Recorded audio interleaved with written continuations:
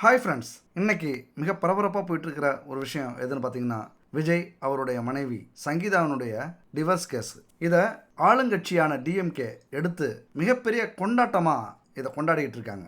எந்த அளவுக்கு விஜய் பேரை டேமேஜ் பண்ண முடியுமோ, விஜய் குடும்பத்தை டேமேஜ் பண்ண முடியுமோ, விஜயோடைய சொந்த வாழ்க்கையை டேமேஜ் பண்ண முடியுமோ அந்த அளவுக்கு டேமேஜ் பண்ணி அடிச்சுக்கிட்டு இருக்காங்க. ஆனால் இதையெல்லாம் தாண்டி சாமானிய மக்கள் யார் பக்கம் இருக்காங்க? இந்த டிஎம்கே சொல்கிற இந்த கட்டுக்கதைகளெல்லாம் நம்புகிறாங்களா? அல்லது விஜய் பக்கம் 1000 இருந்தாலும் எங்களுக்காக வந்தவர், நாங்கள் கைவிட மாட்டோம் அப்படின்னு தெளிவாக இருக்காங்களா? அதை பற்றி தான் இந்த வீடியோவில் நம்ம முழுசாக பார்க்க போகிறோம். Welcome to இன்ஃபோவேல்ட்.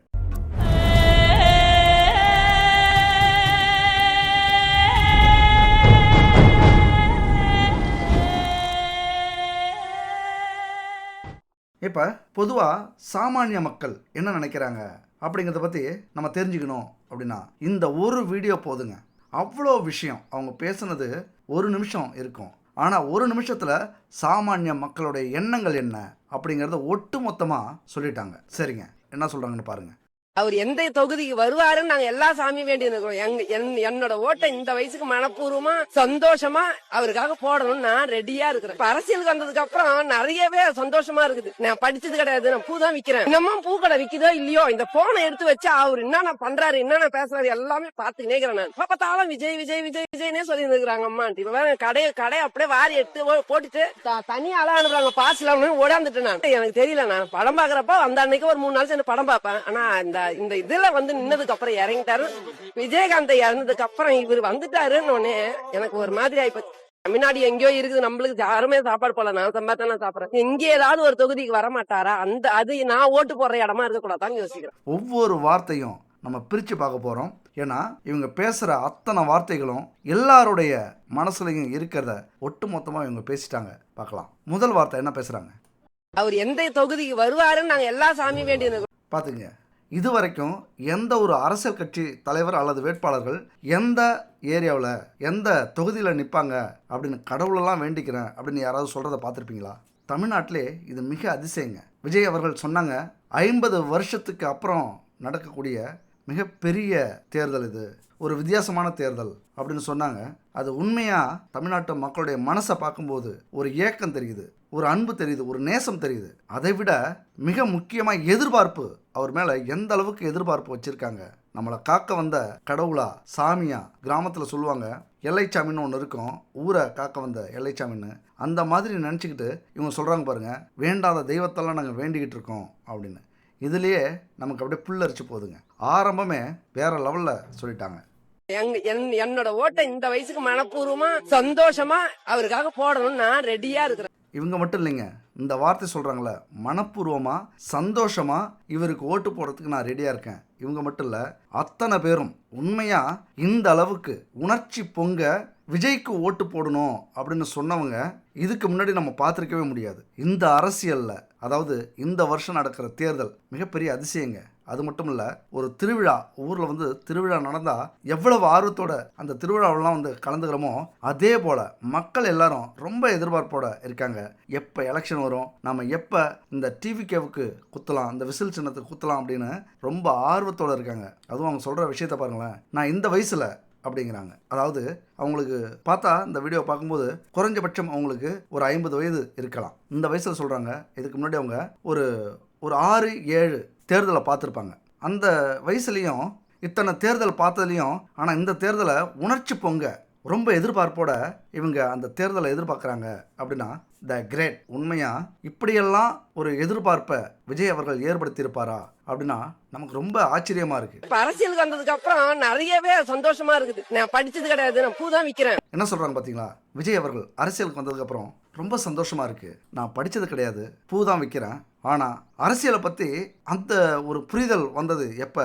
விஜய் அவர்கள் அரசியலுக்கு வந்ததுக்கு அப்புறம் தான். எல்லாரும் நம்ம நினைப்போம், சின்ன சின்ன இளைஞர்கள்லாம் இப்போ அரசியலில் பூந்துட்டாங்க, அரசியல் தெரிஞ்சுக்கிறதுக்கு ஆசைப்படுறாங்க, அரசியல் படிக்க ஆரம்பிச்சிட்டாங்க அப்படின்னு. அவங்க மட்டும் இல்லைங்க, 50 வயதாக இருந்தாலும் சரி, இவங்க 45 வயதாக இருந்தாலும் சரி, இவங்களுக்கும் அந்த ஒரு ஆர்வம். என்ன பேசுகிறாங்க, ஏது பேசுகிறாங்க, அரசியல் என்ன நடக்குது, அத்தனையும் 24 மணி நேரமும் மூழ்கி கிடக்கிறாங்க தமிழ்நாட்டு மக்கள். அப்படின்னா பார்த்துங்க, ஒவ்வொரு வீட்லேயும் டிவிகேவுக்கு ஓட்டு இருக்குன்னு சொன்னார் விஜய் அவர்கள். ஆனால் ஒவ்வொரு வீட்லேயும் ஒரு ஓட்டு இல்லைங்க, வீட்டில் இருக்கிற அத்தனை ஓட்டும் விஜய்க்கு தான் விழப்போகுது அப்படின்னு இதெல்லாம் கேட்கும்போது கண்டிப்பாக இப்படி தான் சொல்ல தோணுது. இன்னமும் பூக்கடை விக்குதோ இல்லையோ இந்த போனை எடுத்து வச்சா அவர் என்னென்ன பண்றாரு என்னென்ன பேசுறாரு எல்லாமே பார்த்துக்கினே இருக்கிறேன் நான். பார்த்தீங்களா, இப்படி தாங்க ஒவ்வொரு கடையிலையும் நடக்கிறது.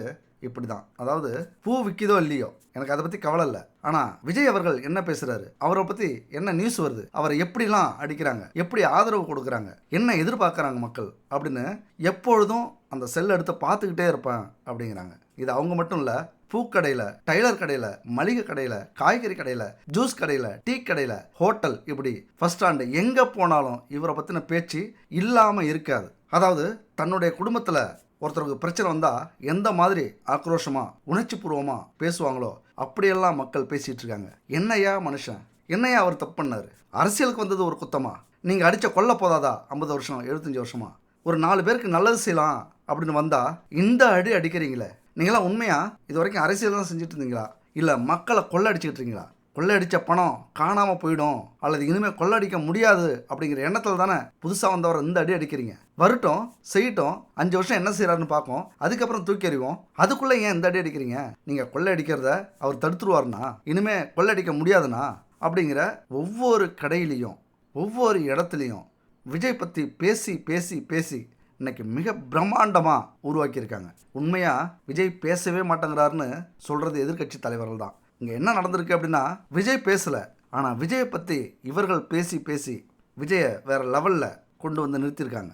அத்தனையும் விஜயை முக்கியமாக பிரபலமாக்குனதே இந்த எதிர்க்கட்சி, அதாவது டிஎம்கே தான். என்ன எதிர்க்கட்சின்னு சொல்கிறேன்னு பார்க்குறீங்களா?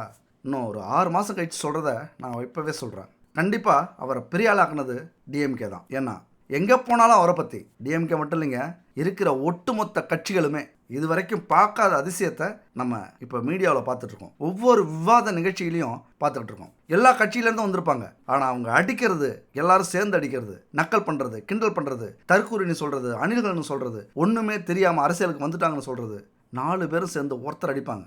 விவாத நிகழ்ச்சியை பார்க்கும்போது நமக்கெல்லாம் பொங்கும். இதெல்லாம் எப்படி வந்தது? அவர்களே உருவாக்குனது.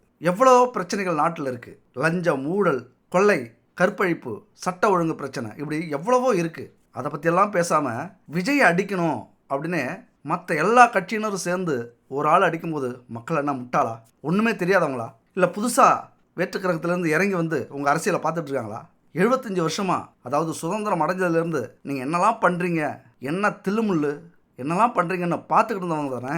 அப்போ எதுவுமே தெரியாத நீங்கள் எதுக்காக பேசுகிறீங்க, யாருக்காக பேசுகிறீங்க, என்ன பேசுகிறீங்க, எல்லாத்தையும் பார்த்துக்கிட்டு இருக்கிற மக்களுக்கு எதுவும் தெரியாதுன்னு என்ன அடி அடிக்கிறீங்க? அப்போ ஒவ்வொரு கடையிலையும் இதை பற்றி தான் பேசிகிட்டு இருக்காங்க. அதைத்தான் இந்த சாமானிய மக்களில் ஒருத்தரான இந்த பூக்கடை பெண் சொல்கிறாங்க, கேளுங்க. பார்த்தாலும் விஜய் விஜய் விஜய் விஜய்னே சொல்லி இருக்கிறாங்க அம்மா. இப்போ வேற கடை அப்படியே வாரி போட்டுட்டு தெரியுதுங்களா? இந்த மீடியாலாம் என்ன பண்ணி வச்சிருக்கு தெரியுதுங்களா? விஜய் பேசவே மாட்டேங்கிறாரு அப்படின்னால இவரை பற்றி நீங்கள் பேசி விஜய் விஜய் விஜய் அதை பண்ணுறாரு, இதை பண்ணுறாரு, அங்கே கொள்ளடிச்சாரு, இங்கே கொள்ளடிச்சாரு, 2 விஷயம் தாங்க அவர் மேலே நீங்கள் வைக்கிற குத்தம். டிக்கெட் அதிக விலையில் வைக்கலையா, அடுத்தது 1.5 கோடி காருக்காக ஃபைன் போட்டது, இதை பற்றி மட்டுமே பேசிக்கிட்டு இருந்த உங்களுக்கு கரூர் சம்பவத்தை மொத்தமாக இவர் மேலே பழி போடுறது, அதை பற்றியே பேசி இவரை டேமேஜ் பண்ண நினச்சது. அடுத்து இப்போ ஒரு விஷயத்தை கொண்டு வந்தீங்க. என்ன, குடும்ப பிரச்சனையை வெளியில் பேசக்கூடாதுங்கிற ஒரு பொது அறிவு கூட ஒரு சாதாரண மக்கள், கிராமத்தில் இருக்கிற மக்களுக்கு கூட தெரியுது. என் குடும்ப பிரச்சனையை பேசுகிறதுக்கு நீங்கள் யார்? நிறைய பேர் பேசுகிறாங்க, ஆச்சரியமாக இருக்குது. அந்த நாலேஜ் நீங்கள்லாம் சொல்லுவீங்களா, தற்கூரிகள், முட்டாள்கள், கிராமத்தில் உள்ளவங்களுக்குலாம் ஒன்றும் தெரியாது, நம்ம என்ன கொள்ளடிச்சாலும் 4 காசை கொடுத்தா அவங்க பேச மாட்டாங்க, எலெக்ஷன் டைமில் ஒரு 1000 2000 5000 கொடுத்தா வாயை மூடிட்டு ஓட்டு போடுவாங்க அப்படின்னு நினச்ச அந்த கூட்டம் இன்னைக்கு ஒட்டுமொத்தமாக உங்களுக்கு எதிராக நிற்குதுங்க. அந்த சாமானிய மக்கள் ஒருத்தர் இப்போ அந்த ஆர்வத்தில் எப்போ பார்த்தாலும் விஜய் அடிக்கிறாங்க, விஜய் பற்றியே பேசிகிட்டு இருக்காங்க, அவரை நம்ம பார்த்துடணும் அப்படின்னு இன்னொரு வார்த்தை சொல்கிறாங்க பாருங்கள். எல்லாத்தையும் வாரி தூக்கி போட்டு, அதாவது பூக்கடை எல்லாத்தையும் வாரி தூக்கி போட்டு மூடிட்டு ஓடிக்கிட்டு இருக்கேன் அப்படிங்கிறாங்க. இது சாதாரண வார்த்தை நினைக்கிறீங்களா? சாதாரண வார்த்தையே கிடையாது.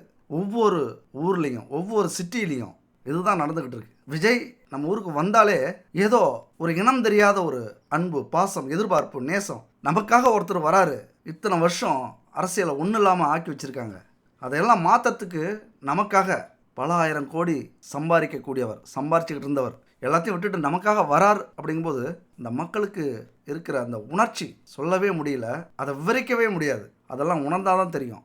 எங்கள் ஊர்லேயும் வந்திருக்காரு. 45 வயது எங்கள் ஊர்லேயும் வந்திருக்கிறாரு. 40 வயதான நாங்கள்லாம் கண்டிப்பாக அவரை பார்த்தே ஆகணும்னு போனோம். அந்த மாதிரி தான். ஏன்னா தமிழ்நாட்டு மக்களே என்ன தெரியுமா இப்போ நினைக்கிறாங்க, தமிழ்நாட்டு மக்கள் அனாதையாக்கப்பட்டு இருக்கிறார்கள். ஒரு குடும்பம் ஒன்று சேர்ந்து இங்கே கொள்ளடிச்சிக்கிட்டு இருக்கு. இந்த அனாதையான மக்களுக்கு ஒரே ஆதரவு 1972 எம்ஜிஆர் வந்தார். அதே போல் 2024 விஜய் வந்திருக்கிறாரு. 50 வருஷம் கழித்து நடக்கிற ஒரு அதிசயம் தமிழ்நாட்டில். இவரையும் கைவிடக்கூடாது. இதுக்கு அப்புறம் இவரை விட்டுட்டோம் அப்படின்னா இன்னும் 50 வருஷத்துக்கு இந்த கொள்ளை கூட்டம் இந்த நாட்டையை கொள்ளடிச்சு நம்மளெல்லாம் பிச்சை எடுக்க விட்ருவாங்க. இதெல்லாம் எத்தனை பேருக்கு தெரியும் அப்படின்னு தெரியல. ஆனால் கண்டிப்பாக தமிழ்நாட்டு மக்கள் இதை உணர்ந்திருக்காங்க. ஏன்னா 5 வருஷத்தில் 5 லட்சம் கோடி கடன். சுதந்திரம் வாங்கினதுலேருந்து 2021 வரைக்கும் இருந்த கடன் 5 லட்சம் கோடி தமிழ்நாட்டுக்கு. ஆனால் 2021க்கு அப்புறம் டிஎம்கே வந்ததுக்கப்புறம் வாங்கின கடன் எவ்வளோ தெரியுமா? உண்மையாக அதிர்ச்சியாக இருக்குங்க. இவ்வளோ பணம் எங்கே போச்சு? 10.5 லட்சம் கோடி 5 வருஷத்தில் வாங்கி, ஆனால் நாட்டில் எந்த ஒரு மாற்றமே இல்லை. எங்கே போச்சு அந்த பணம்? யாருடைய பேங்க் அக்கௌண்ட்டில் போச்சு? யாருடைய வீட்டுக்கு அந்த பணம் எப்படி மாறி இருக்கு? சொத்தா மாறி இருக்கா? நகையாக மாறி இருக்கா? இல்லை எப்படி மாறிச்சு? இது வரைக்கும் இதை பற்றி யாரும் பேசவே இல்லை.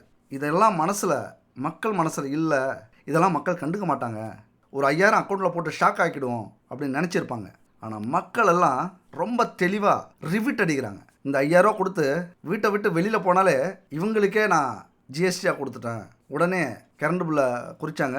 4 வருஷத்துக்கு முன்னாடி 1000 ரூபாய், இன்றைக்கி 4000 ரூபாய். தண்ணி பில்லு 4 வருஷத்துக்கு முன்னாடி 500, இன்றைக்கி 2500. ஏகப்பட்ட பொருள் விலையேறிடுச்சு.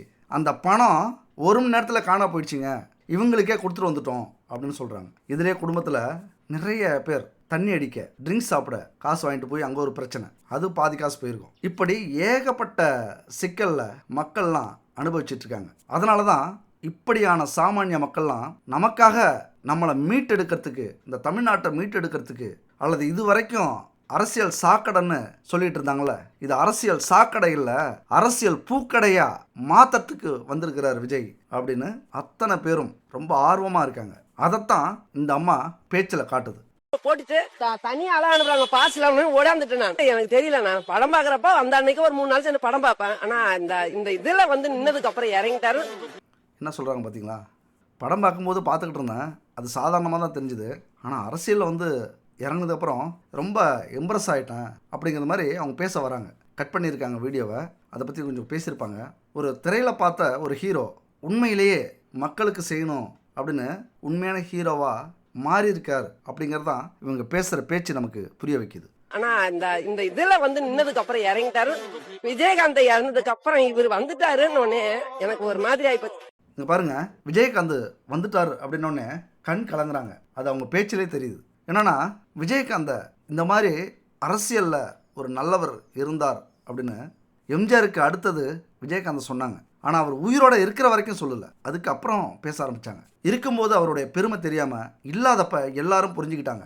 உண்மையிலேயே எம்ஜிஆருக்கு அப்புறம் தூய மனசோட இந்த மக்கள் ஆளணும் அப்படின்னு வந்தவர் விஜயகாந்த் அப்படின்னு அப்புறம்தான் புரிஞ்சுக்கிட்டாங்க. ஆனால் இப்போ நடக்கிற கொடுமையை பார்த்தா உண்மையாக விஜயகாந்த் ஆத்மாவே சாந்தி அடையாது. ஏன்னா அந்த கட்சியில் இருக்கிறவங்க என்ன பண்ணியிருக்காங்க? அதாவது தேமுதிகவை அழித்ததே டிஎம்கே தான். என்னென்ன பாடுபடுத்தினாங்க, என்னென்னலாம் மீடியாவில் போட்டு கிழிச்சாங்க. ஒரு காமெடி நடிகர் விஜயகாந்த் எங்கே ஒரு காமெடி நடிகர் வடிவேலை வச்சு டோட்டல் டேமேஜ் பண்ணாங்க. ஆனாலும் எப்பொழுதுமே இவங்க பண்ணுற தப்பு அதுதான். எந்த அளவுக்கு ஒருத்தரை போட்டு அடிக்கிறோமோ அடிக்கிறவங்க தான் ஜெயிப்பாங்க அப்படிங்கிற ஒரு நாலேஜே கிடையாது. மக்கள் மனசை பற்றி இவங்களுக்கு புரியல. ரமணா படத்தில் சொல்லுவாங்க, தமிழ்நாட்டு மக்கள் ஒரு சென்டிமெண்ட் இடியட் அப்படிம்பாங்க.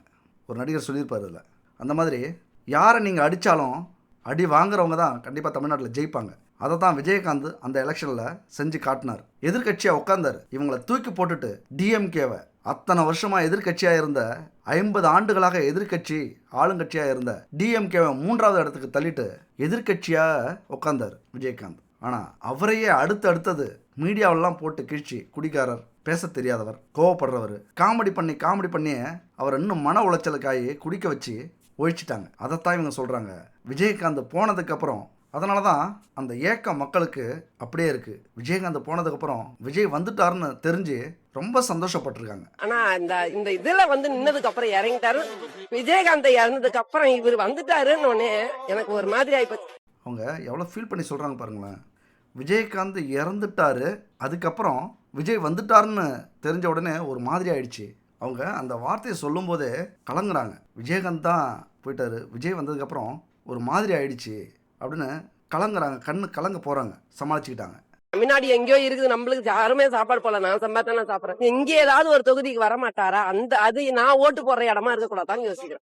அவங்க சொல்கிறாங்க பாருங்கள், தமிழ்நாடு எங்கேயோ இருக்குது, தமிழ்நாட்டில் தான் அவங்களும் இருக்காங்க, ஆனால் தமிழ்நாடு கூட அவங்களுக்கு அந்நிய நாடாக தெரியுது அப்படின்னா இதுக்கெல்லாம் காரணம் யாருங்க?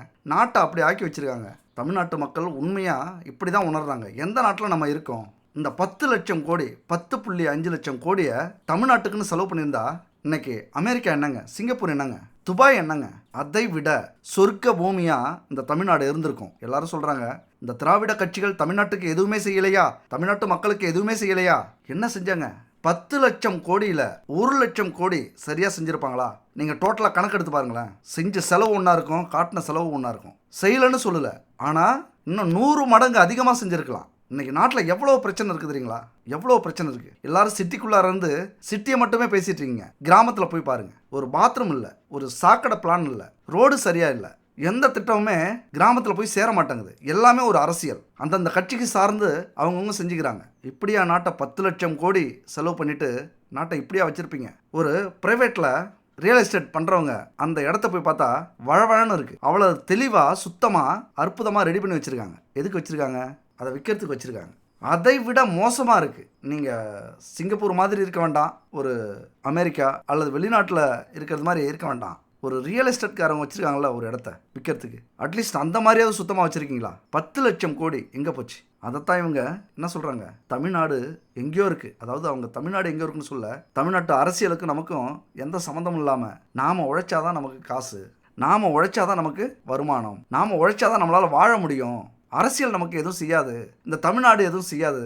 எவ்வளவு ஏக்கத்தோடு சொல்கிறாங்க பாருங்கள், எவ்வளவு வருத்தத்தோடு சொல்கிறாங்க. இது யாருக்குங்க அவமானம்? தமிழ்நாட்டு மக்களாகிய நீங்கள் இதை கேட்டுட்டு இருந்தீங்கன்னா தயவு செஞ்சு கொஞ்சம் யோசிச்சு பாருங்கள். இந்த கட்சியை ஆதரிக்கிறவங்கள விட இந்த வீடியோவை எதுக்குறவங்க நிறைய பேர் பார்ப்பீங்க. 75 வருஷத்தில் எப்படி நாட்டை ஆக்கி வச்சுருக்காங்க, ஏதாவது ஒரு மாற்றம் இருக்கா சொல்லுவீங்க? அங்கெங்கேயும் கூரை வீடெல்லாம் ஓட்டு வீடாக மாறிடுச்சு, மாளிகையாக மாறிடுச்சு அப்படின்னு. எல்லாம் சொந்த உழைப்புங்க. அவங்க சொந்த உழைப்பில் முன்னேறி அவங்க வீட்டை தூக்கியிருக்காங்க. ஆனால் தெரு எப்படி இருக்குது? கால்வாய் திட்டம்லாம் எப்படி இருக்குது? சாக்கடை எங்கே போகுது? பாத்ரூம் இருக்கா ஒரு கிராமத்தில்? அல்லது சிட்டியில் ஒரு பஸ் ஸ்டாண்டுக்கு போங்க, இது வரைக்கும் எந்த பஸ் ஸ்டாண்டில் ஏதாவது நீங்கள் பாத்ரூம் போயிருக்கீங்களா? அந்த பாத்ரூம் எப்படி இருக்குது? எங்கெங்கே போச்சு இந்த காசெல்லாம்? எங்கே போச்சுன்னு உங்களுக்கும் தெரியும், எனக்கும் தெரியும். அதைத்தான் சொல்லியிருக்காங்க, தமிழ்நாடு எங்கேயோ இருக்குது, ஆனால் நான் உழைச்சாதான் நான் சாப்பிட முடியும். ஆனால் இவரை பார்க்கணுங்கிற ஆர்வம் என்ன காரணம்? இதையெல்லாம் மாற்றுவார் விஜய் அவர்கள், மாற்றுவார் அப்படிங்கிற நம்பிக்கை. அதைத்தான் இந்த வீடியோ சொல்லுது. இது சாமானிய மக்கள் ஒருத்தர் பேசலைங்க, ஒட்டுமொத்த தமிழ்நாட்டினுடைய சாமானிய மக்களும் பேசுகிறாங்க. தமிழ்நாடு எங்கேயோ இருக்குது, நம்மளுக்கு யாருமே சாப்பாடு போல, நான் சம்பாத்தான் சாப்பிடுறேன். இங்கே ஏதாவது ஒரு தொகுதிக்கு வர மாட்டாரா? அது நான் ஓட்டு போடுற இடமா இருக்கக்கூடாதான் யோசிக்கிறேன். இந்த அளவுக்கு ஏங்க வச்சிருக்கீங்க? ஏங்க 75 வருஷமாக ஆண்டிருப்பீங்க, 50 வருஷமாக ஆண்டுகிட்டு இருக்கீங்க. பல கட்சிகள் இன்றைக்கி 15-20 வருஷமாக இருக்குது இங்கே தமிழ்நாட்டில். ஒருத்தரையாவது உங்களில் இன்னைக்கு 1000 பேர் அரசியலில் இறங்கி வேட்பாளர்களாக நின்றுப்பீங்க. ஒருத்தரையாவது நம்ம தொகுதிக்கு இவர் வந்திருக்க மாட்டாரா? ஒருத்தரையாவது நம்ம தொகுதிக்கு இவர் வரமாட்டாரா, நிற்க மாட்டாரா, அவருக்கு நம்ம ஓட்டு போட மாட்டோமா? யாராவது இப்படி ஏங்கியிருப்பாங்களா? எந்த தொகுதி மக்களாவது இப்படி ஏங்கியிருப்பாங்களா? இதெல்லாம் வெக்கம்ங்க.